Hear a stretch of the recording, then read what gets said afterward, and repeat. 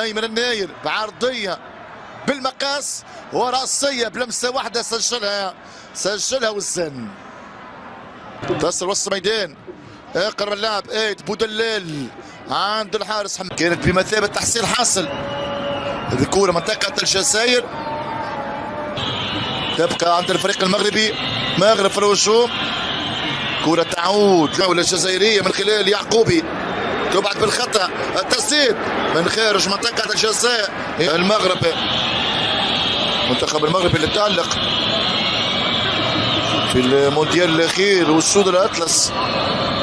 كرة من جديد الفريق المغربي يظل في منطقة الجزائر.